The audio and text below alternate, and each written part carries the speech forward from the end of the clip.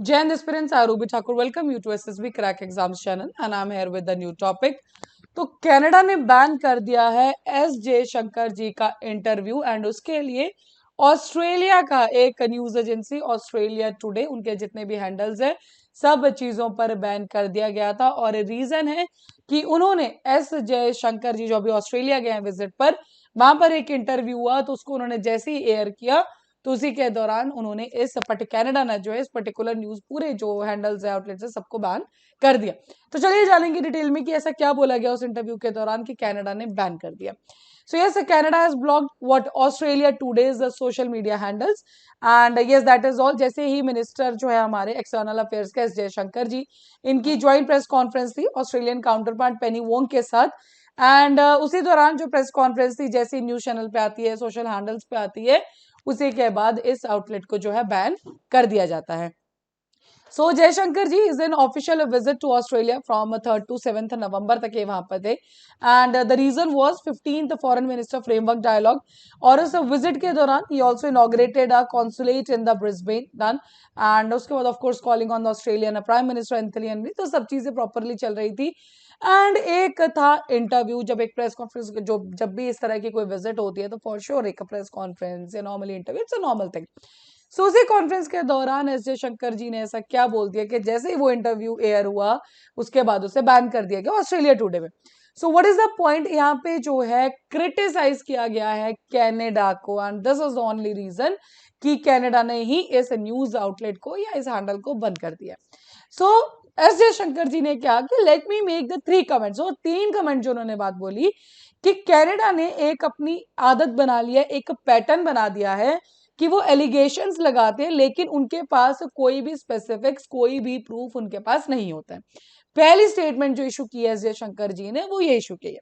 Second statement was when we look at Canada for us तो उनके जो हमारे डिप्लोमेट्स है वहां पे हालांकि आप जानते हैं कि अभी हाल ही में जो है कनाडा ने इंडिया ने अपने जो डिप्लोमेट्स है कनाडा से वापस बुला लिए हैं। जब कनाडा ने इंडियन डिप्लोमेट्स को पर्सन ऑफ इंटरेस्ट कहा तो उसी के बाद से जो है इंडिया ने वापस बुला ली तो उसी के ऊपर उन्होंने कहा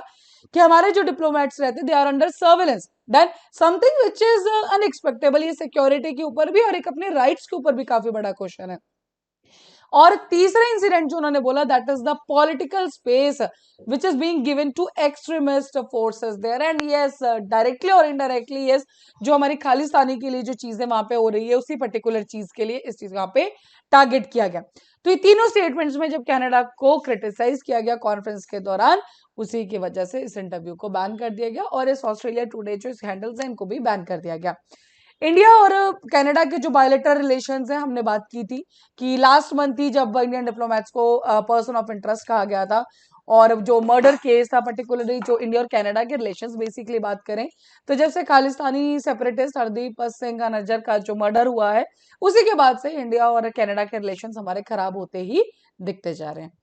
हालांकि ज्वाइंट प्रेस कॉन्फ्रेंस के दौरान वोंग का कहना भी क्या था कि ऑस्ट्रेलिया जो कनाडा का जुडिशियल प्रोसेस है उसे जरूर ऑफ कोर्स रिस्पेक्ट करता है बट कहीं ना कहीं जो कंसर्न है वो रेज किए हैं जरूर ऑस्ट्रेलिया ने भी on the Nijjar matter with India. Last week India had said कि इंडिया ने एक अनाउंसमेंट और दी थी कि जैसे ही उन्होंने आप जानते हैं कि अभी कुछ हिंदू टेम्पल्स पे अटैक भी हुआ था बिकॉज वहां पे कॉन्सुलर कैंप था उसी के अगेंस्ट उस पे तो जो कॉन्सुलर ऑफिशियल्स थे डन उनको भी ये इन्फॉर्म किया गया था कैनेडियन गवर्नमेंट द्वारा कि they are under audio and video surveillance so this is also against the rights done then terming ये जो एक्शन है that is the flagrant violation किस चीज के डिप्लोमेटिक कन्वेंशन जो भी डिप्लोमैट्स के अगेंस्ट ये सब चीजें की जा रही है so this is simply as a violation of the rights only. India it said Canada could not hide behind the technicalities और आप हरासमेंट को या इंटिमिडिएशन को इस पर्टिकुलर टाइम पे जस्टिफाई नहीं कर सकते कि protest had been launched with the Canadian government. So ये सब जो उतार चढ़ाव है इंडिया और कनाडा के रिलेशंस के बीच में काफी समय से चल रहे हैं इसके ऊपर इंडिया का रिस्पांस जरूर बहुत शार्प रिस्पांस आया एंड उन्होंने कहा है कि they are really very much surprise कि कनाडा का जो ये मूव है to ban one outlet this is not good and ये कहीं ना कहीं कंट्री की हिपोक्रेसी को पर्टिकुलरली फ्रीडम ऑफ स्पीच एक जर्नलिस्ट की या एक जो नॉर्मल भी राइट है फ्रीडम ऑफ स्पीच का, वो डायरेक्टली वायलेट करता है। And this is Aralia hypocrisy वाला मूव उन्होंने इसके अंदर का है।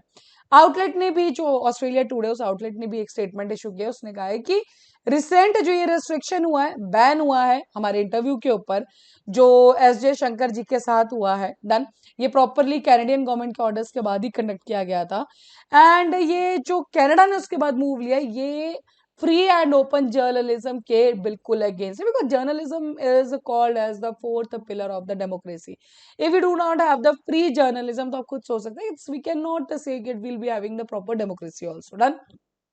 सो yes, it acknowledge unwavering support जो बैन के बाद भी उनको मिला, एंड इन रिस्ट्रिक्शंस के बाद भी unwavering support has been beacon of strength for us, outlet का कहना है। It was sharing our coverage on other platforms, voicing concerns about press of freedom. तो this is the whole scenario, ठीक है। तो यस, अभी हाँ, हाल के लिए तो बैन कर दिया गया है जो,